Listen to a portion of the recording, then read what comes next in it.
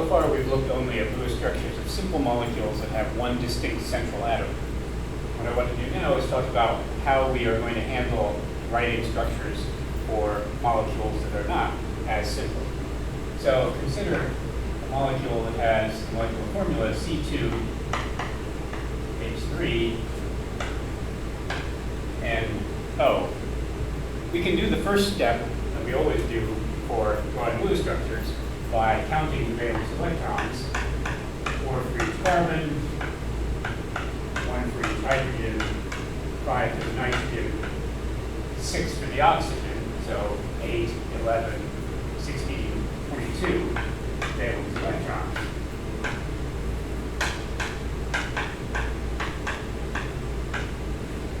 But then we immediately have the problem of what to pick for the central atom and in what order these atoms are connected.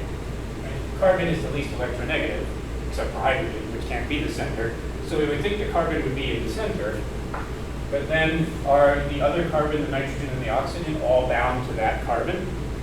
Or is the nitrogen bound to the oxygen? Or is the oxygen in between the carbon and the nitrogen? The molecular formula is already not enough information to draw a structure. There are several different ways that one can connect these. For instance, one can connect them in that order. 2 carbons connected and then the nitrogen between carbon and oxygen.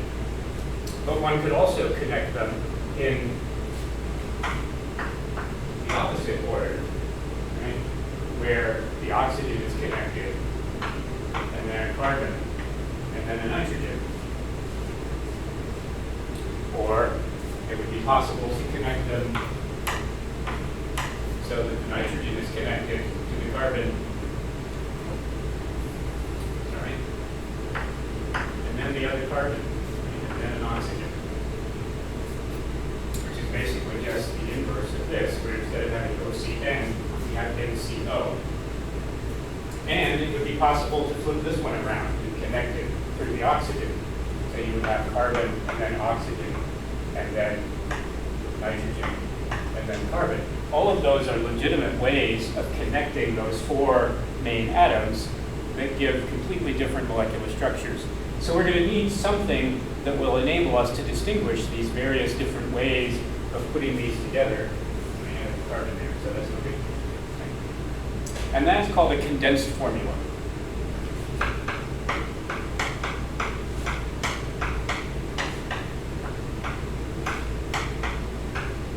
In a condensed formula, we're going to give some information about what order these things need to be attached.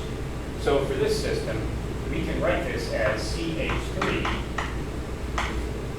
C, and O.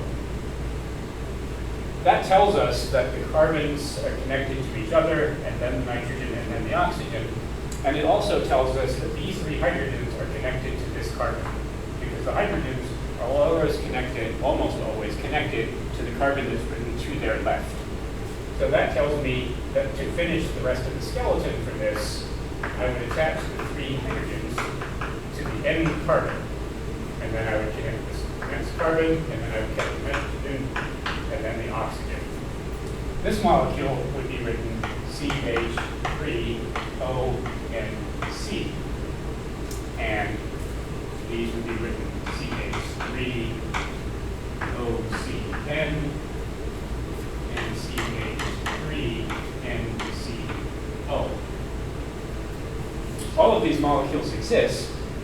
All of them have a carbon that has 3 hydrogens attached to it, which we call a methyl.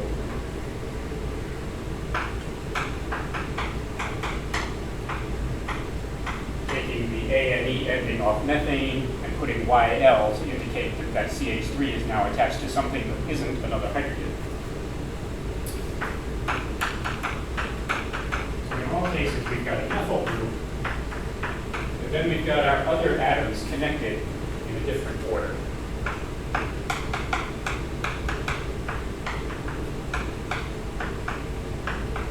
And in all cases, in the course of doing this, we've used up 2, 4, 6, 8, 10, 12 electrons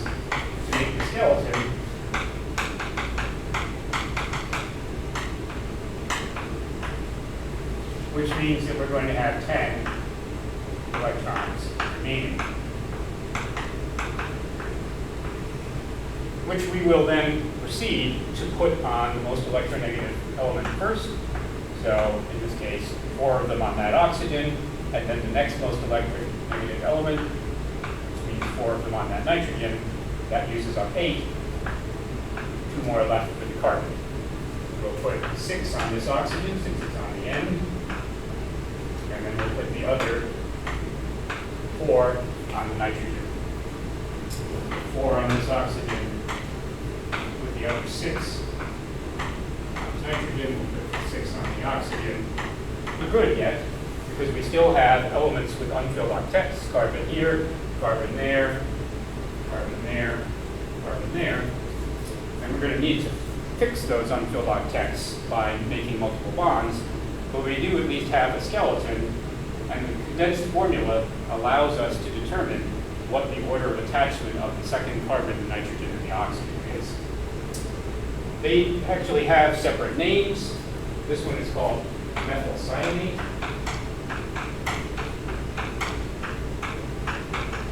You may remember from general chemistry that the OCN-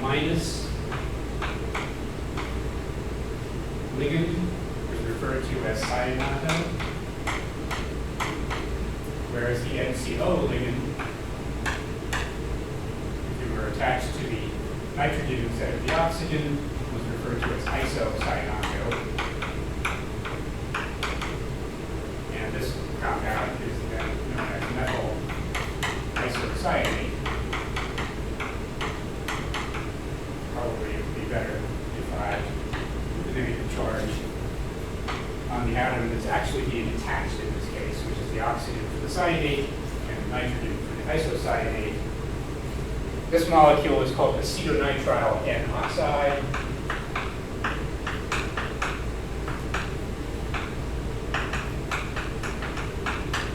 Acetonitrile simply has the CH3 and the CN group without the oxygen, so we're putting an oxygen on the nitrogen, and this compound is known as methylfulminate.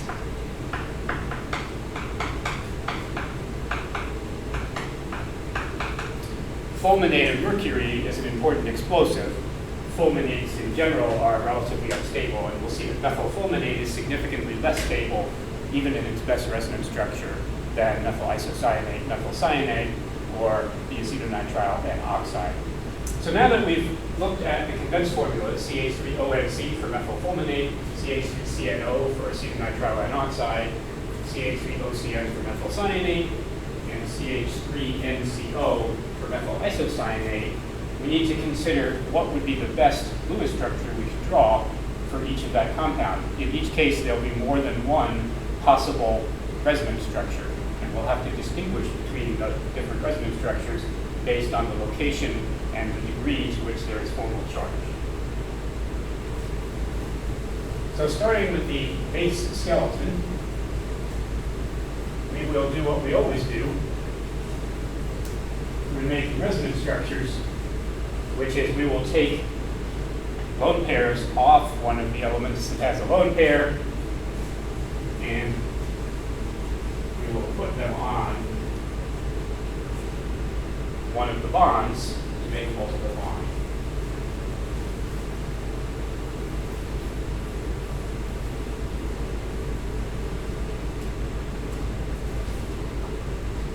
And if this process looks relatively similar to the process we were using for nitrous oxide, N2O, it's very similar.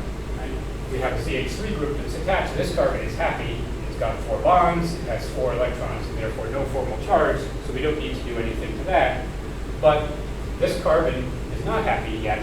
We need to make multiple bonds so that we can create a field octet on that carbon. So the methyl group is going to be left alone. It's always going to look like that. We can make a triple bond here by moving 2 lone pairs from the nitrogen into the space between the carbon and nitrogen to make a triple bond. That leaves a negative formal charge on the oxygen. As always, if oxygen has a 1 bond and 3 lone pairs, it has 7 electrons to its name, which is 1 more than its valence of 6. As always, nitrogen, when it has 4 bonds to it, only gets to take 4 electrons away, which means that it's electron deficient. It's lost 1 of its 5 valence electrons. We could try the same thing here and take the 2 lone pairs from the oxygen and put them in to form a triple bond between the oxygen and the carbon, which would give us a Lewis structure that looks like this.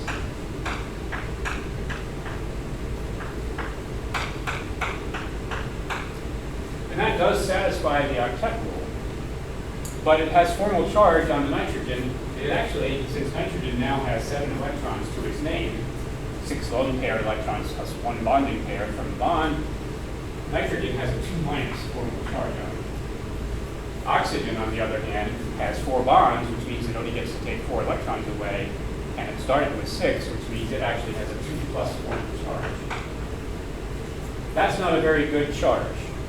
We don't really like that much charge separation. And we have the positive charge on the most electronegative element.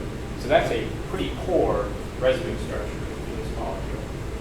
We might have been better off moving the lone pairs from the nitrogen in instead to make a triple bond between the carbon and the nitrogen.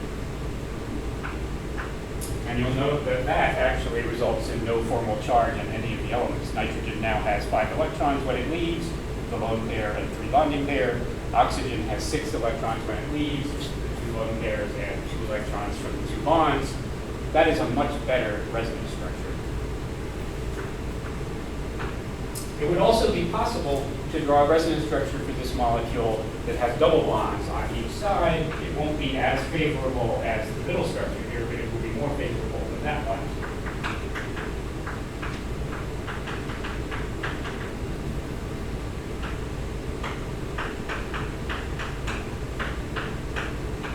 It still has a formal minus charge on the nitrogen and a formal plus charge on the oxygen, but at least it's just +1 and -1. It's still in the wrong direction, though.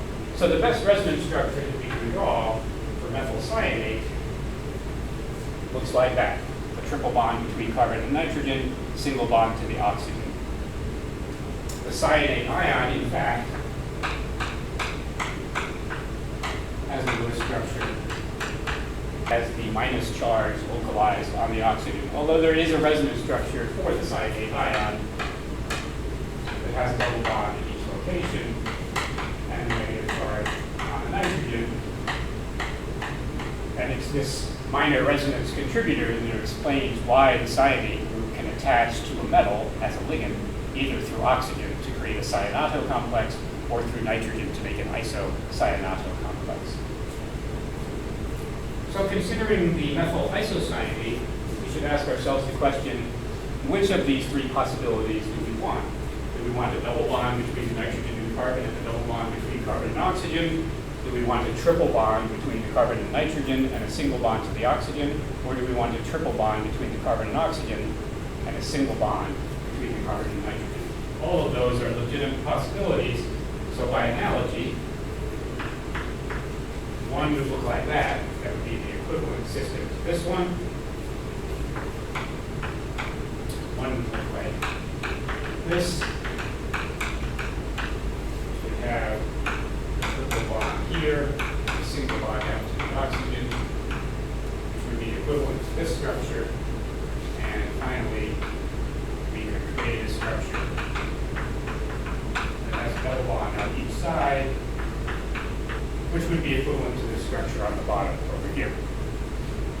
To distinguish between those and decide which one of those is the best, we will look at formal charges. Nitrogen here with 4 bonds only has 4 electrons, positive formal charge. Carbon is happy, 4 bonds, 4 electrons go with it. Oxygen has a single bond and 3 lone pairs, negative formal charge. That's not a bad structure. The negative charge is on the most electronegative element, and it's only single charges that are separated. Not bad at all. Here, oxygen has a positive formal charge because it gets 5 electrons when it leaves, and it came to 6. Nitrogen gets to take 6 electrons, and it only came to 5. So nitrogen has a minus charge. That's less favorable. There's still only 1 charge separation, +1 and -1, but now the negative charge is not on the most electronegative element. The best structure for methyl isocyanate turns out to be the one on the bottom, because that has no formal charge on any of the atoms. The oxygen has 6 electrons to its name, which is the 6 it brought. The nitrogen has 5 electrons to its name, which is the 5 it's brought.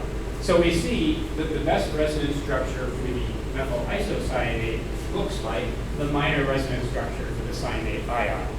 And the best structure for the methyl cyanate looks like the major resonance contributor to the cyanate ion. It's not always the triple bond, or not always the double bond, that's the best structure.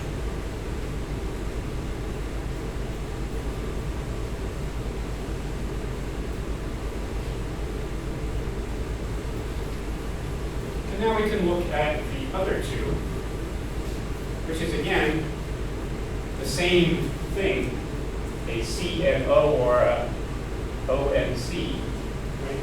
ONC here, a CNO there, connected. So these are, in essence, linkage isomers, just like the isomers on the other one. I'm going to move this one over so it's easier to see.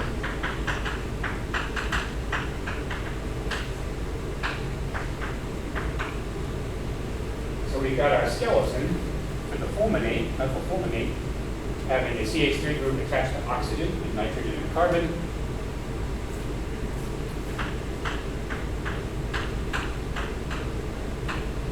And now, as before, we can make triple bonds and or double bonds to fill the octets.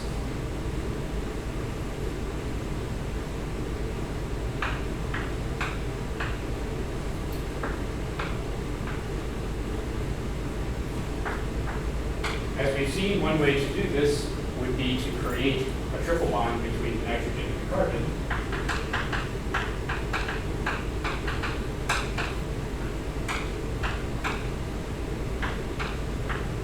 Effectively moving both of these lone pairs on nitrogen in to form a triple bond.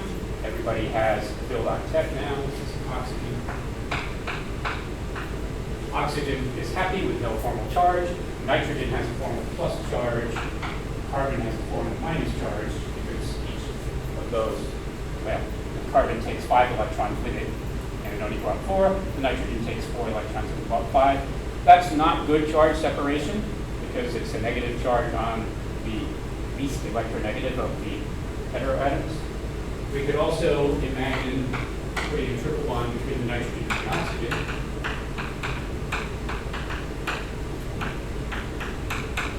But I think you'll notice that that's not going to create very favorable charge separation,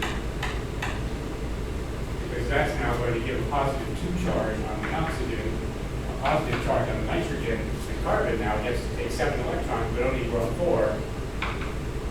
That's a really poor resonance structure in this case. Hardly worth even considering it as a possibility. The other possible resonance structure would be a double bond on each side.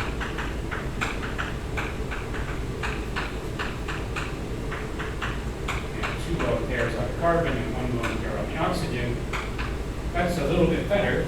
It only has a 1 plus charge on the oxygen, but it still has a 2 minus charge on the carbon. That's still a lot of charge separation.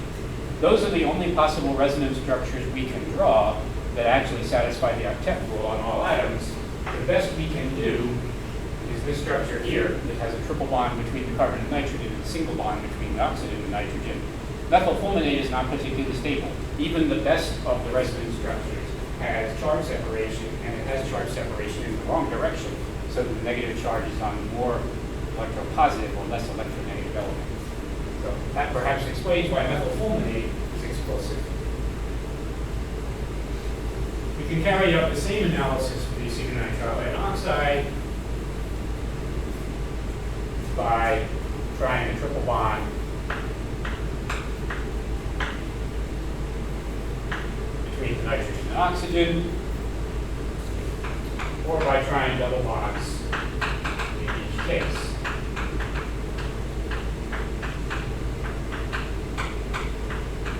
So we have the analogous resonance structures for each of the situations. Nitrogen is positive in all of these. There's nothing we can do about nitrogen having a filled octet with 4 bonds. If it's a central atom and has 4 bonds and filled on tech, it's always going to be a plus formal charge. Carbon here has 6 electrons and it only came in 4, so it's 2 minus. Oxygen, 5 electrons, has a positive charge. That's a lot of charge separation. Formal charge on all 3 atoms and a 2 minus on carbon, so that's not going to be very favorable. Over here, oxygen is happy, nitrogen is +1, but the carbon here has a minus formal charge. So both of these structures have minimal charge separation, just a +1 and a -1 charge, but this structure is better because that structure for acetonitrile N oxide has the negative charge of a more electronegative oxygen rather than the negative charge of the less electronegative carbon. So the condensed formula is the key to creating the skeleton, and then comparing the formal charges for the various resonance structures is the key to determining which is the more favorable of the structures in each case. In all cases, we had 3 potential structures: triple bond, single bond, triple bond, or double bond, double bond.